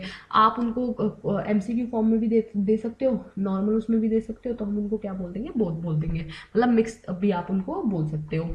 तो ये हमारा क्या हो गया, क्वेश्चन एयर हो गया कि आप सेट ऑफ क्वेश्चन देखते हो। तो यहाँ पे हमारा ओपन एंडेड क्वेश्चन एयर होता है कि आप अपने ओन वर्ड्स में एक्सप्लेन करते हो। क्लोज एंडेड होता है जब आप एमसीक्यू देते हो। कंबाइंड क्वेश्चन एयर होता है जब क्लोज एंडेड और ओपन एंडेड का क्या होता है, मिक्सचर होता है। अब देखो ये बेसिक से एडवांटेजेस है, ये आपका स्क्रीनशॉट ले लेना आप कि इनकी लो कॉस्ट आती है, बायसनेस नहीं होती है, जिन लोगों के पास नहीं पहुंच सकते आप आसानी से, आप उनको बस एक गूगल फॉर्म भेज दो, मेल के थ्रू, गूगल फॉर्म के थ्रू या किसी भी तरह। अब शेड्यूल मेथड होता है, देखो बच्चों ये क्वेश्चन का की तरह ही है, बस इसमें क्या होता है कि आप जो रिस्पोंडेंट खुद क्वेश्चन भरने से आप नहीं भरवाते हो, आप उनके लिए भरते हो या आपने लोग अपॉइंट किए हुए हैं वो भरते हैं। तो बेसिकली यहाँ पे भी एक क्वेश्चन ही होता है, बट वो क्वेश्चन रिस्पोंडेंट खुद नहीं भरता है, उसकी जगह आप लोगों को अपॉइंट करते हो, उनको हम क्या बोलते हैं, एन्यूमरेटर। मतलब वो जो क्वेश्चन है वो सेम क्वेश्चन ही है, बट लेकिन उसको कौन फिल कर रहा है, enumerator. So this method of data collection is very much like the collection of data through questionnaire with little difference that lies in the fact that schedules are being filled by the enumerator. उनको कौन fill करते हैं, enumerator. Enumerator बोले तो जो लोग questionnaire को fill करते हैं, जो इस पर्पस के लिए अपॉइंट होते हैं। तो अब डिफरेंस क्या है दोनों के बीच में, आप स्क्रीनशॉट लेके पढ़ सकते हो। इसमें क्वेश्चनर जो है आप मेल के थ्रू भेज सकते हो, आप गूगल फॉर्म के थ्रू भेज सकते हो, व्हाट्सएप पे भेज सकते हो, आप कहीं पे भी भेज सकते हो। इकोनॉमिकल होता है, नॉन रिस्पॉन्स इसमें हाई होता है, ना भरे क्वेश्चन आपका कोई, फिर क्या कर लोगे आप, क्लियर रिप्लाईज नहीं होते, कोई आधा ही भर के दे दे, स्लो है, किसी ने भरा ही नहीं, भरा है तो 4 साल बाद आपको वापस भेज रहा है, पर्सनल कॉन्टैक्ट नहीं होता, ठीक है। आप मतलब रिस्पॉन्डेंट के ऊपर डिपेंड होता है कि वो किस तरीके से रिस्पॉन्ड करेगा। ये रिलेटिवली एक्सपेंसिव होता है, क्यों, या तो आप खुद भरते हो इसको या आप लोगों को अपॉइंट करते हो। लोग आपके लिए फ्री में तो काम करेंगे नहीं, आप उनको पैसे दोगे तो आपकी कॉस्ट ज्यादा आएगी। नॉन रिस्पॉन्स लो होता है, क्योंकि जब आप लोगों के पास जाके भरवा रहे हो तो वो ऑब्वियसली उनको रिस्पॉन्स तो वो देंगे ही, आपको टाइम फ्रेम जो है आपको सही टाइम में हो जाएगा, पर्सनल कॉन्टैक्ट हो सकता है। अगर लोग पढ़े लिखे नहीं है, उनको पढ़ना लिखना नहीं आता, तब भी आप इनके थ्रू क्वेश्चन डाटा कलेक्ट कर सकते हो। अब डाटा प्रोसेस कैसे होता है, देखो डाटा आपने कलेक्ट कर लिया, अब वो रॉ डाटा है, उसको आपको ट्रांसफॉर्म करना पड़ेगा, क्लीन करना पड़ेगा, उसको एनालाइज करना पड़ेगा, उसको हम क्या बोलते हैं, processing and analysing of data. Now what is data processing बच्चों, डाटा एनालिसिस के अंदर ही डाटा प्रोसेसिंग आता है। डाटा प्रोसेसिंग इज मतलब कि आप एक डाटा को रिक्वायर्ड स्ट्रक्चर में डाल रहे हो, जैसे मान लो आपका जो भी डाटा है उसको आपने टेबल और रोज की फॉर्म में डाल दिया, एक डाटा मॉडल की फॉर्म में आप उसको प्रोसेस डाल रहे हो ताकि वो अच्छा खासा दिखे। डाटा क्लीनिंग होती है, जो भी डुप्लीकेट डाटा है, एरर डाटा है, मतलब सारा का सारा एरर, सफाई करना डाटा की। सफाई कैसे करोगे, जो डाटा रिलायबल नहीं है या फिर जो डाटा आपको लग रहा है गलत है, उस डाटा को आप डिटेक्ट करके हटा दो या पूरा उसको फिल करवा लो, वो हमारा क्या होता है, डाटा क्लीनिंग। उसके बाद हमारा क्या होता है, राइटिंग और रिसर्च रिपोर्ट। अब तक जो आपने किया, what you have done, what you have discovered, what conclusion you have discovered, उनको लिखने का काम आ गया, उनको समराइज करने का काम हो गया, ये होता है आपका रिसर्च रिपोर्ट। अब ये रिसर्च रिपोर्ट के अंदर मैं ज़्यादा डिटेल में नहीं जाऊंगी, क्योंकि रिसर्च रिपोर्टिंग आपका एक अलग से भी टॉपिक दे रखा है सिलेबस में, वहाँ पे मैं आपको डिटेल में समझाऊंगी, ठीक है। तो मैं आपको पूरा एक बार प्रोसेस दिखा देती हूँ। कितनी बड़ी स्लाइड है, देखो कितनी मेहनत लगी है इसमें। तो लाइक करना तो बनता है और सब्सक्राइब करना भी बिल्कुल बनता ही है। कितना टाइम लगा होगा मुझे इसे प्रिपेयर करने में, तुम लोगों को बस सब्सक्राइब करना है और लाइक करना है। अब हम डालते हैं, जस्ट अ सेकेंड। देखो ये है कि आपका पूरा रिसर्च प्रोसेस। अब आपको थोड़ा बहुत दिमाग में गया होगा, 5% तो एटलीस्ट गया होगा, इतनी मेहनत से मैंने बताया। Defining the research problem, reviewing the concept and theories. अच्छा कलर ये ज़्यादा ही डार्क हो गया, let me take a light colour, just wait for a second, give me a millisecond. Okay done. तो यहाँ पे हमारा क्या, अच्छा कलर चेंज ही नहीं हुआ, ओके। तो यहाँ पे आप रिसर्च प्रॉब्लम को डिफाइन करोगे, फिर उसके बाद आप लिटरेचर को रिव्यू करोगे। लिटरेचर को रिव्यू करने का मतलब क्या है, आपको कंसेप्ट्स को रिवाइज करना है, प्रीवियस ईयर फाइंडिंग्स को देखना है, आप हाइपोथेसिस को फॉर्मुलेट करोगे। हाइपोथेसिस को फॉर्मुलेट करने के बाद आप रिसर्च डिजाइन बनाओगे, उसके बाद आप डाटा कलेक्ट करोगे, डाटा एनालाइज करोगे, और फाइनली आप इंटरप्रेट करोगे, रिपोर्ट करोगे। कुछ फीडबैक है बीच बीच में, आप एक दूसरे को क्या दे सकते हो, फीडबैक भी दे सकते हो, ठीक है। तो ये हमारा क्या है, पूरा प्रोसेस है। यू हैव टू जो है डाटा फॉर्मुलेट करना, प्रॉब्लम को रिव्यू करना, hypothesis, research design, collection, analysis, interpret and report. अब देखो इससे बहुत सारे प्रीवियस ईयर में क्वेश्चन आए हुए हैं। तो जैसे देखो यहाँ पे 2012 में ये क्वेश्चन आया हुआ है, arrange the following step of research in correct sequence. सबसे पहला है identification of research problem, listing of research objective, collection of data, methodology, data analysis, result and discussion. तो देखो आपको पता है सबसे पहला मेथड क्या आएगा, आइडेंटिफिकेशन ऑफ प्रॉब्लम। तो ऑप्शन नंबर 1 आएगा, तो या तो ऑप्शन ए है या ऑप्शन बी है, ये दोनों तो कट गए क्योंकि फर्स्ट स्टेप हमारा क्या है, आइडेंटिफिकेशन। लास्ट स्टेप हमारा क्या है, रिजल्ट होगा, इंटरप्रेट करना होगा, तो दोनों में ही 6 है। तो देखो आप एक प्रॉब्लम को आइडेंटिफाई करने के बाद आप क्या करोगे, बेसिकली अपने रिसर्च ऑब्जेक्टिव्स बनाओगे ना। तो फर्स्ट के बाद आपका क्या आएगा, सेकंड, तो दोनों में ही क्या है, सेकंड। थर्ड के बाद आप क्या करोगे, आप बेसिकली यहाँ पे आपको क्या करना है, डाटा कलेक्ट करना है, ठीक है। बट लेकिन डाटा कलेक्ट करने से पहले आप मेथडोलॉजी भी तो डिफाइन करोगे ना, हमने किया था, याद है आपको, रिसर्च प्रॉब्लम को फॉर्मुलेट करना, रिसर्च प्रॉब्लम के बाद लिटरेचर रिव्यू करना, लिटरेचर रिव्यू के बाद आपको हाइपोथेसिस बनाना है, हाइपोथेसिस बनाने के बाद आपको रिसर्च डिजाइन बनाना है। रिसर्च डिजाइन क्या होता है, एक मेथडोलॉजी होती है जिसमें आप डाटा कैसे कलेक्ट करने वाले। तो देखो कितने चालाक है नेट वाले, उन्होंने हाइपोथेसिस वाला पॉइंट वो खा गए हैं, लिटरेचर रिव्यू वाला पॉइंट वो खा गए हैं, और रिसर्च डिजाइन की जगह आपको कौन सा स्टेप दे दिया, मेथडोलॉजी। बच्चे घूम जाते हैं, वो कलेक्शन ऑफ डाटा कर देते हैं, फिर गलत हो जाता है। तो यहाँ पे फर्स्ट स्टेप क्या आएगा, identification of research problem, objectives बनाना, उसके बाद मेथडोलॉजी बनाना, उसके बाद डाटा को कलेक्ट करना, एनालाइज करना, एंड रिजल्ट एंड डिस्कशन। तो आंसर क्या होगा, 1 2 4 3 5 6, इस तरीके से, ठीक है। अब उसके बाद एक ये क्वेश्चन ये भी, अब देखो वर्किंग हाइपोथेसिस क्या होता है। हाइपोथेसिस के बारे में मैंने आपको बताया था क्या होता है। हाइपोथेसिस जो है बेसिकली जो प्रोविजनली एक्सेप्टेड हाइपोथेसिस होता है फर्दर रिसर्च के लिए, वो हमारा वर्किंग हाइपोथेसिस होता है। एक क्वेश्चन यहाँ पे आया हुआ है, द पॉपुलेशन इंफॉर्मेशन को हम पैरामीटर बोलते हैं, मैंने आपको ये भी बताया था। सैंपल इंफॉर्मेशन को हम क्या बोलते हैं, स्टैटिस्टिक्स। सैंपल इंफॉर्मेशन को स्टैटिस्टिक्स बोलते हैं। एक ये question, which of the following method is not based on probability. तो कोटा जो है हमारा प्रोबेबिलिटी के ऊपर बेस्ड नहीं है। यह दोबारा यही सेम क्वेश्चन रिपीट हुआ है, कोटा जो है हमारा प्रोबेबिलिटी के ऊपर बेस्ड नहीं है। जो सैम्पलिंग थ्योरी है बेसिकली लॉटरी मेथड, वो रैंडमली ड्रॉ करते हैं हम। बेसिकली लॉटरी मेथड किसके ऊपर बेस्ड है, प्रोबेबिलिटी सैम्पलिंग के ऊपर। प्रोबेबिलिटी सैम्पलिंग क्या है, रैंडमली चीजों के वो ड्रॉ करना। तो ऑप्शन घुमा के दे दिया, मतलब वही है। फिर उसके बाद नॉन प्रोबेबिलिटी मेथड कौन सा होता है, तो नॉन प्रोबेबिलिटी मेथड हमारा क्या होता है, परवेसिव। सैम्पलिंग केसेस कौन से होते हैं, जिन लोगों को आप सेलेक्ट कर रहे हो सैम्पलिंग के लिए, वो आपके लोग हो सकते हैं, न्यूज़पेपर हो सकता है, टेलीविजन प्रोग्राम्स हो सकते हैं, कुछ भी हो सकता है। उसके बाद हमारा यहाँ पे एक क्वेश्चन आया हुआ है, male and female perform equal. देखो इक्वल परफॉर्म कर रहे हैं, कोई डिफरेंस नहीं है, तो वो हमारा क्या होता है, नल हाइपोथेसिस होता है। ये भी हमने स्लाइड में कवर किया था। उसके बाद which of the following is true in the context of testing and hypothesis. देखो both, it is only alternate नहीं, it is only null hypothesis that is to be tested. ये मैंने आपको बताया था, नल हाइपोथेसिस को ही रिसर्च वाले जो है टेस्ट करते हैं, उसी को डिसअप्रूव करने की वो कोशिश करते हैं। बेसिक सा क्वेश्चन देखो, ये जो है आपके लिए, विच of the following is an initially mandatory requirement for pursuing research. ये आपको बड़ा इजी क्वेश्चन है, ये आपको मेरे को डालना है कि मैंडेटरी रिक्वायरमेंट क्या है रिसर्च करने के लिए। सबसे आसान क्वेश्चन है सबसे पहला, कि आपको रिसर्च क्वेश्चन फॉर्मुलेट करना है ना, तभी तो आप अपनी रिसर्च करना कर पाओगे। क्वेश्चन ही नहीं है तो कैसे कर पाओगे। ये वाला भी हमारा हो गया था। देखो एक क्वेश्चन आया हुआ है, विच sequence of research step is logical in the list given below. कौन सा, देखो सबसे पहले आप प्रॉब्लम को फॉर्मुलेट करते हो, बिल्कुल सही। ऑप्शन नंबर ए होगा या सी होगा। प्रॉब्लम को फॉर्मुलेट करने के बाद आप रिसर्च डिजाइन बनाते हो, नहीं। प्रॉब्लम को फॉर्मुलेट करने के बाद आप लिटरेचर रिव्यू करते हो, चलो लिटरेचर रिव्यू इसमें है नहीं। आप हाइपोथेसिस बनाते हो, हाइपोथेसिस जो है 3rd नंबर पे मेंशन है। हाइपोथेसिस क्या होता है, यहाँ पे देखो ये बीच बीच में ना आपने नोटिस किया है स्टेप भी खा रहे हैं। इन्होंने क्या किया, प्रॉब्लम फॉर्मुलेशन हमारा पहला स्टेप है, प्रॉब्लम फॉर्मुलेशन के बाद हम क्या करते हैं, लिटरेचर रिव्यू, उसके बाद हाइपोथेसिस, फिर उसके बाद रिसर्च डिजाइन, उसके बाद डाटा कलेक्शन, उसके बाद एनालिसिस, उसके बाद रिपोर्टिंग। तो ये लिटरेचर रिव्यू को खा गए, बट लेकिन प्रॉब्लम के बाद तो हाइपोथेसिस आएगा ना। हाइपोथेसिस का है यहाँ पे, फिर डिजाइन, फिर कलेक्शन, एनालिसिस। तो ऑप्शन क्या होगा, सी हमारा ठीक होगा। उसके बाद हमारा हाइपोथेसिस क्या है, अगेन ये सीक्वेंस पूछा हुआ है। देखो टर्शरी सोर्स ऑफ डाटा क्या है, जो हमारी इंफॉर्मेशन बहुत प्राइमरी डाटा से भी होती है और सेकेंडरी डाटा से भी होती है, ये हमने किया हुआ है। टर्शरी सोर्स ऑफ डाटा हमारा क्या होता है। उसके बाद जो है बेसिकली जो मैंने प्रोसेस से क्वेश्चन आए हुए हैं, मैं उन्हीं को आपको लिस्ट करके बता रही हूँ। यहाँ पे हमारा जो है ये अभी हमने कंप्लीट नहीं किया है, वेरिएबल्स क्या होते हैं। तो यहाँ पे देखो ये भी रिसर्च डिजाइन हमारा किस चीज़ से रिलेटेड होता है। रिसर्च डिजाइन में बेसिकली हम क्या करते हैं, हमारा डिसाइड करते हैं हमारे डाटा कलेक्शन के क्या टूल्स होंगे बेसिकली। तो 3rd ऑप्शन तो आएगा ही आएगा।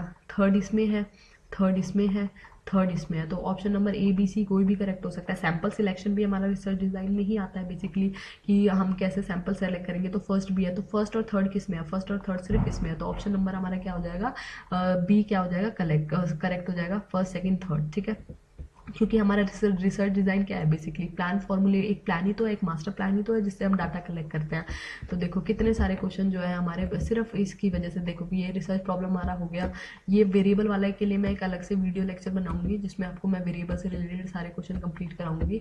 उसके बाद प्रोबेबिलिटी सैम्पलिंग हमारी किस चीज़ में यूज़ होती है ज़्यादातर, प्रोबेबिलिटी सैम्पलिंग हमारी सर्वे वगैरह में रिसर्च यूज़ हो सकती है, कोरिलेशनल में यूज़ हो सकती है। तो ए और ई हमारा कहाँ पे है, यहाँ पे है। तो ये हमारा आंसर क्या हो जाएगा, ए बी ई। ये भी बहुत ईजी क्वेश्चन था। विच of the following sampling procedure will be appropriate for conducting research, ये भी हमारा बहुत ईजी है कि इंपेरिकल इंडक्टिव रिसर्च पैराडाइम में ये क्या होता है, इंडक्टिव रिसर्च क्या होता है, इंपेरिकल रिसर्च क्या होता है, ये मैं ऑलरेडी आपको करा चुकी हूँ। पर्पसिव सैम्पलिंग से रिलेटेड भी मैंने आपको अभी पढ़ाया है, तो ये भी आप आसानी से सॉल्व कर सकते हो। देखो यहाँ पे बोला हुआ है कौन सा प्रिंसिपल रॉन्ग है, तो ये आपको पढ़ना है, इसका आंसर मुझे कमेंट सेक्शन में मेंशन करना है। तो purposive sampling is not the fundamental principle for selecting cases and individual, ये मैंने आपको अभी थोड़ी देर टाइम पहले बताया था, ये स्टेटमेंट हमारी गलत है। Purposive sampling is the fundamental principle for select, qualitative research में पर्पसिव सैम्पलिंग यूज होता है। तो ये स्टेटमेंट हमारी क्या है, बेसिकली यहाँ पे ऐसे होना चाहिए बट लेकिन इन्होंने गलत दे रखी है ये स्टेटमेंट, तो हमारा गलत आंसर कौन सा हो जाएगा, ये हो जाएगा। उसके बाद कौन सी हमारी जो है इसमें सैम्पलिंग है, देखो ये फिश बॉल मेथड कौन से उसमें यूज होती है। फिश बॉल मेथड बेसिकली हमारे रैंडम सैम्पलिंग में सिंपल रैंडम सैम्पलिंग का पार्ट होता है। इनमें से आपको सेलेक्ट करनी है कि नॉन प्रोबेबिलिटी सैम्पलिंग कौन सी है, डायमेंशनल नॉन प्रोबेबिलिटी है, स्नोबॉल नॉन प्रोबेबिलिटी है, कोटा नॉन प्रोबेबिलिटी है। तो सेकंड थर्ड फोर्थ ही अभी का क्वेश्चन है, देखो 2019 का second third and fourth, second third and fourth कहाँ पे, अच्छा ये है सेकंड, सेकंड हमारा यहाँ पे है, यहाँ पे थर्ड, अच्छा ये फिफ्थ है, sorry second third and fifth, हाँ तो सेकंड थर्ड एंड फिफ्थ ये हो जाएगा। उसके बाद स्नो बॉल सैम्पलिंग हमारी क्या होती है, बेसिकली नेटवर्क के बेसिस पे होती है, मैंने आपको डायग्राम बताया था ना, यहाँ से इसको किया इसको किया। उसके बाद ये देखो ये तो आपको करना पता होना चाहिए, कंटिन्यूम बेसिस में कौन सा होगा, लॉन्गिट्यूडनल होगा। टेंटेटिव प्रोपोजिशन क्या होती है, जिसकी वैलिडिटी अननोन होती है, हमारा क्या होता है, रिसर्च हाइपोथेसिस होती है जिसकी वैलिडिटी हमारी अननोन होती है। ये पूरा सीक्वेंस से क्वेश्चन आया हुआ है रिसर्च के। ये स्पॉटिंग गैप से क्वेश्चन आया हुआ है। गुड रिव्यू ऑफ लिटरेचर ये मैंने आपको करा दिया है। और यहाँ पे देखो दोबारा से सैम्पलिंग से क्वेश्चन आया हुआ है, इक्वल एंड इंडिपेंडेंट चांस किनके पास होता है, कौन सी सैम्पलिंग के पास होता है। देखो ये जो है हमारी नॉन प्रोबेबिलिटी है, ये भी नॉन प्रोबेबिलिटी है, तो आंसर क्या हो जाएगा इसका, क्लस्टर सैम्पलिंग। स्टेट सैम्पलिंग कुछ होती ही नहीं है, उन्होंने कंफ्यूज करने के लिए आपको डाल रखा है। उसके बाद ये डिपेंडेंट ये वाला मुझे कराना है। अब देखो which stage in research create a working hypothesis for the organizing the information के लिए कौन सा होता है, रिव्यू ऑफ लिटरेचर होता है। जो हमारा हाइपोथेसिस है वो कैसा होना चाहिए, सिंपल होना चाहिए, क्लियर होना चाहिए, स्पेसिफिक होना चाहिए। अगर आपको जो है अब फॉर्मुलेशन ऑफ हाइपोथेसिस के बाद क्या आता है हमारा, basically selection of research tools, हम रिसर्च डिजाइन करते हैं, ये क्वेश्चन भी मैंने आपको कराया था। अगर आपको वर्किंग एफिशिएंसी जो है नेशनलाइज बैंक की देखनी है तो आप कौन सी सैम्पलिंग लोगे, उसमें मल्टी स्टेज सैम्पलिंग लोगे। क्यों, क्योंकि आपको इंडिया के अंदर देखनी है, तो इंडिया के अंदर आपको जो है स्टेट चूज करने पड़ेंगे, स्टेट्स में फिर आपको डिस्ट्रिक्ट चूज करने पड़ेंगे, डिस्ट्रिक्ट में टाउन सिटीज वगैरह चूज करनी पड़ेंगी। तो वो कौन सी सैम्पलिंग होती है, मल्टी स्टेट सैम्पलिंग होती है। तो देखो ये हमारा सारा जो है बेसिकली सारे क्वेश्चन थे जितने भी प्रोसेस से आए हुए हैं, ये सारे मैंने कोशिश किया है कवर करने के लिए। And if you feel like if there is any problem या कोई स्लाइड जो है वो कवर नहीं हुई है तो please write in the comment section. Thank you. And बहुत मेहनत लगती है यार इस वीडियो को प्रिपेयर करने में, प्लीज़ लाइक शेयर